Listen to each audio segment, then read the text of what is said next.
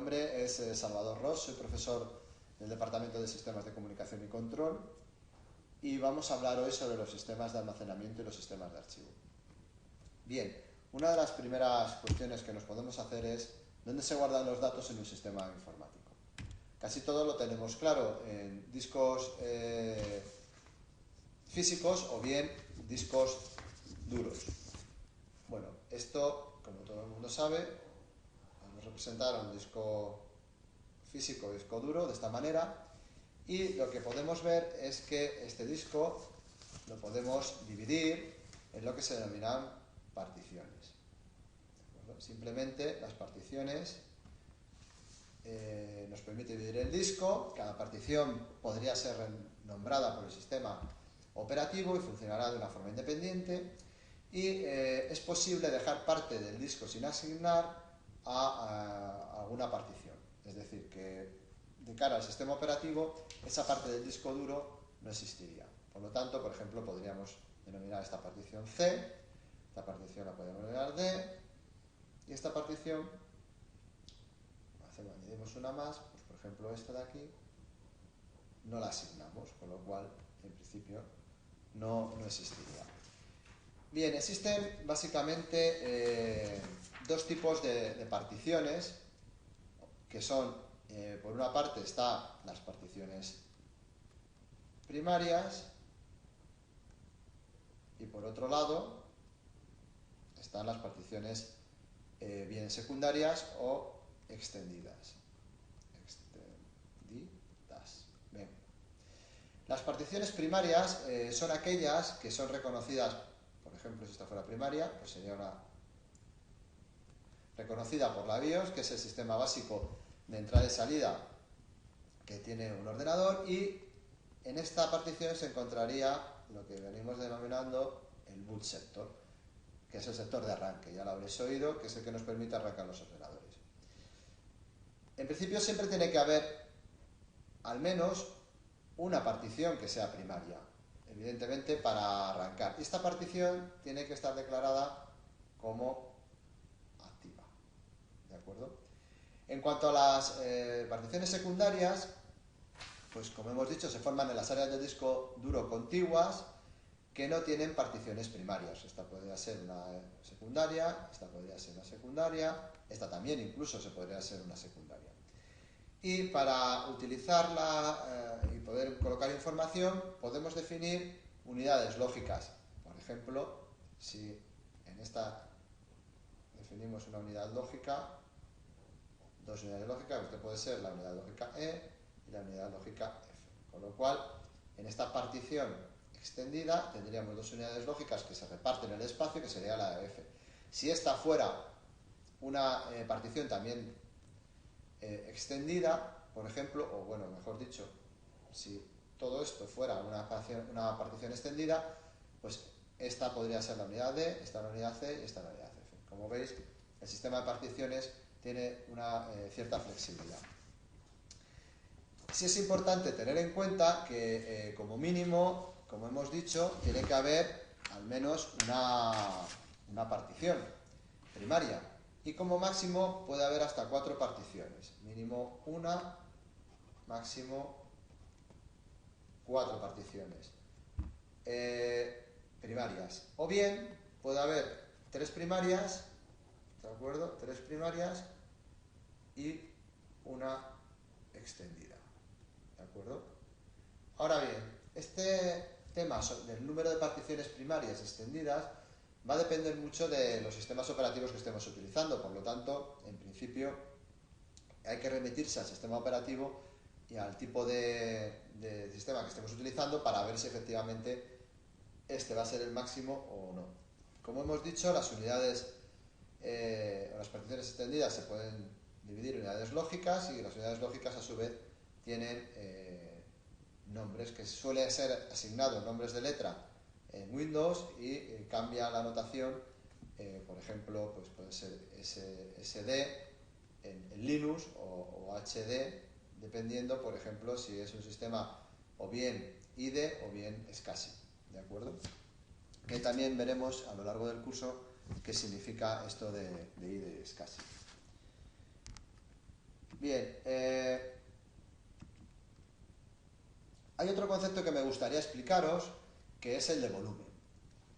El volumen, como dice en la transparencia, es una partición, como veis, volvemos a repetir, que ha sido formateada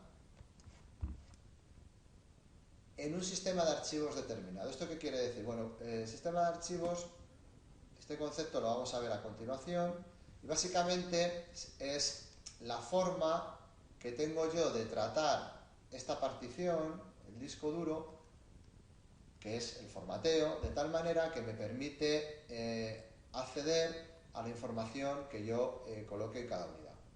¿De acuerdo? Por lo tanto, un volumen, básicamente, como dice, es una partición que ha sido formateada en un sistema de archivos. Los sistemas de archivos suelen tener diferentes nombres, FAT32, NTFS, unos son propios de Windows, otros no.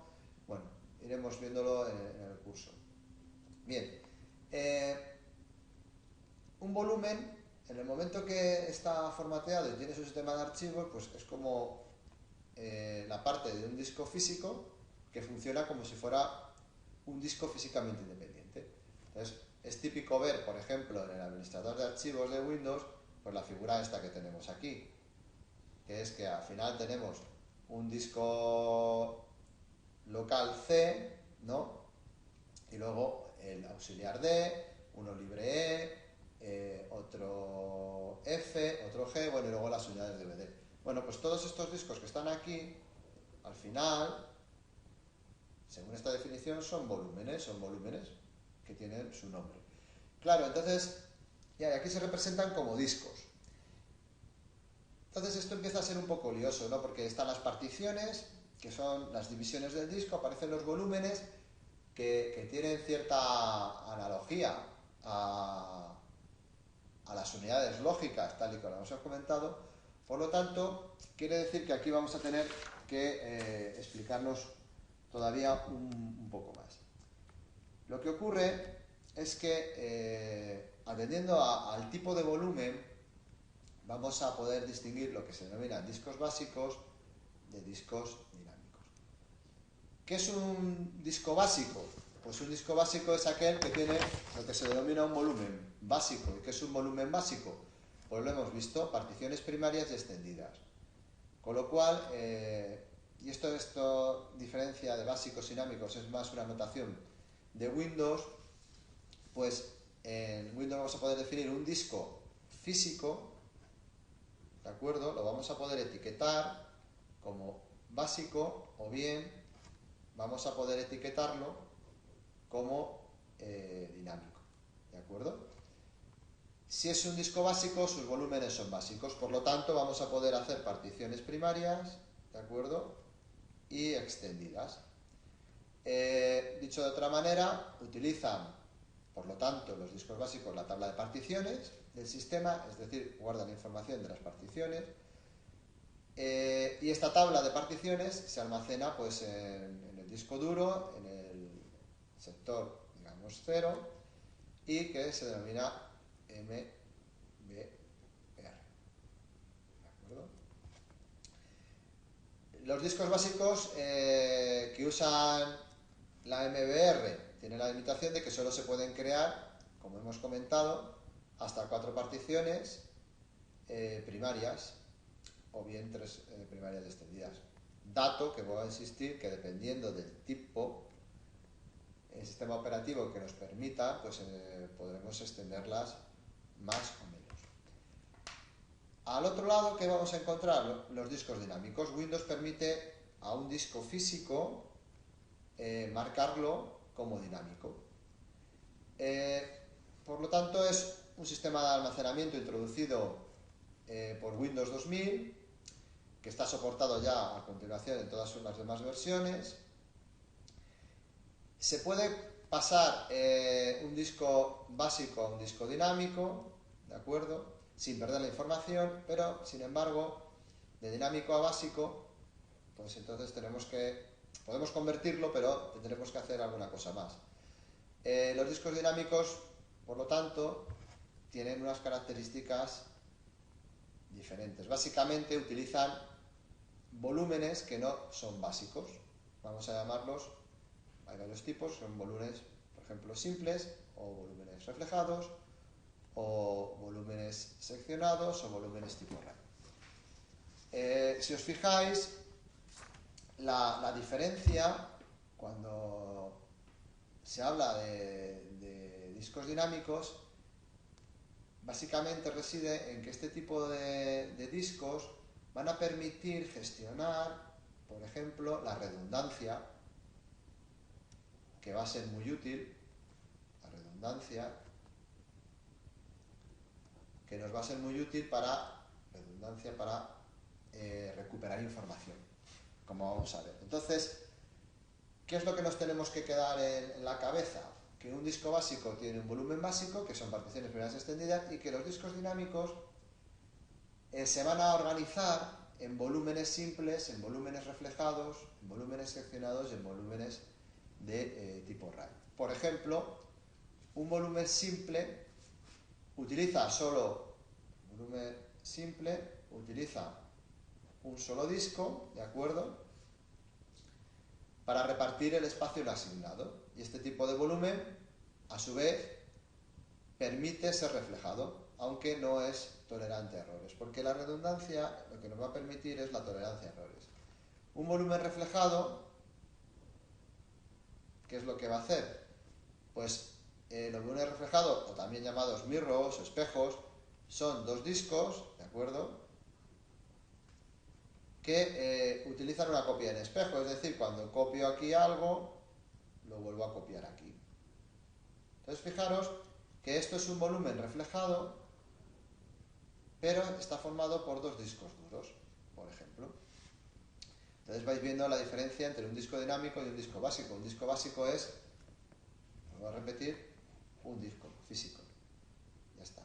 C. Aquí, pues fijaros que tengo la posibilidad de tener dos discos y que se copia tanto en uno como en otro a la vez. ¿De acuerdo? Cuando se escribe, por lo tanto, un dato en un volumen reflejado, inmediatamente se reproduce la copia de espejo. Un volumen seccionado es una variante de lo que se denominan también volúmenes distribuidos, ¿de acuerdo?, que utiliza el espacio de varios discos y los convierte en una única unidad lógica. Es decir, estoy cogiendo espacio, ya no el disco. Tengo varios discos duros, ya no solamente los discos, sino a lo mejor un trozo de este, otro trozo de este, otro trozo de este, y los convierte todo esto en una unidad lógica, ¿de acuerdo? Este tipo de volumen se utiliza un tipo especial de formato para escribir en el disco, tiene más rendimiento que los volúmenes distribuidos y los fallos de escritura suelen ser mayores que en el caso de los volúmenes distribuidos. Los volúmenes distribuidos, que no lo he escrito aquí, tendríamos que añadir aquí, por ejemplo, distribuido, es una forma de repartir el espacio en un sistema en varios discos, como hemos visto en el caso de los seccionados, en una única unidad lógica, lo cual permite utilizar de forma más eficiente el espacio disponible y las letras de la unidad. Este tipo de volumen no lo podemos reflejar y no es tolerante a fallos, aunque sí que permite extender su tamaño a otras unidades disponibles. Como veis, claro, la complejidad de lo que podemos hacer en los discos dinámicos no tiene comparación con lo que se puede hacer en un disco básico. Finalmente, el volumen de disco RAID 5, que está aquí, es una variante también del volumen distribuido, ya que utiliza también el espacio en varios discos, ¿de acuerdo? Tengo varios discos. Bueno, pues utilizo el espacio en varios discos, por ejemplo este trozo, este trozo de aquí, y lo convierto en una unidad lógica, pues la unidad C, por ejemplo, ¿de acuerdo? Este tipo de volumen utiliza datos distribuidos de tal manera que es tolerante a errores, ¿de acuerdo? Y suele estar, no es casualidad que haya colocado 3 discos, distribuido en 3 discos o más discos físicos. Y la característica que tenemos aquí es que se pueden recuperar los datos en el caso de que uno de estos discos falle. ¿Por qué? Por la redundancia que va a generar el sistema de almacenamiento RAID 5. Bien, claro, creo que en este momento deberíamos de hablar sobre los RAID. Los RAID, no es casualidad que los discos dinámicos tengan estos tipos de volúmenes. Si vamos a la esencia, el RAID, o lo que se llama RAID, que tenéis ahí sus siglas en inglés, Redundant Array of Independent Disks, que es arrays redundantes de discos independientes, la idea básicamente de lo que es una estructura de RAID es usar varios discos, habitualmente físicos, en los cuales se distribuye la información, se replica la información, por tanto redundancia, con lo cual conseguimos mayor seguridad, mayor capacidad, mayor tolerancia a fallos, mayor velocidad. Aumentamos prestaciones frente a un único disco. También, evidentemente, ojo, pagamos el usar varios discos, que esto es muy importante. Podemos crear los RAID de dos maneras. Un RAID hardware, que podría ser un RAID conectado, pues, por ejemplo, a controladores de tipo SCSI, ¿de acuerdo? O controladoras RAID en forma de tarjetas, etcétera. Vamos, se refiere a que podemos hacerlo físicamente, o bien un RAID software que funciona a través del uso de discos y de SATA, ¿de acuerdo? De una forma más sencilla. Dentro de los RAID tenemos varios tipos. Está el RAID 0, que es el RAID más bajo, digamos, de nivel, que distribuye los datos equitativamente entre dos o más discos con información de paridad para proporcionar redundancia, ¿de acuerdo? Favorece la velocidad y se incrementa, por lo tanto, el rendimiento. El RAID 1, que crea una copia exacta de un conjunto de datos en dos o más discos. Esto ya os suena, ¿verdad? Resulta que es el espejo, el mirror, el volumen que veíamos anteriormente. Se mejora el rendimiento de la lectura, pero el problema es que el espacio de la unidad se reduce a la mitad, lo tenéis aquí. Este sería el RAID 1, fijaros, bloque 1, vamos, claro, a la hora de escribir, escribimos en los dos, a la hora de leer, podemos leer de cualquiera de los dos. El RAID 0 lo único que hace, como hemos visto, es distribuye la información entre los dos discos, ¿de acuerdo? Y finalmente el RAID 5 utiliza la división de datos a nivel de bloques, distribuyendo la información de paridad entre todos los miembros del grupo. Requiere al menos 3 discos, como veis aquí. Esta es una estructura de RAID 5. Así, si falla un disco a partir de los datos, pues de los otros se puede recuperar. ¿De acuerdo? Si se producen ya fallos en 2 discos, pues la información es irrecuperable. ¿De acuerdo? Esto es una limitación, pero bueno, para que fallen 2 discos, pues si echáis la cuenta, la probabilidad empieza a ser ya muy baja. Bien, y con esto, pues vamos a dar por finalizado este apartado y ahora continuaremos con los sistemas de archivo.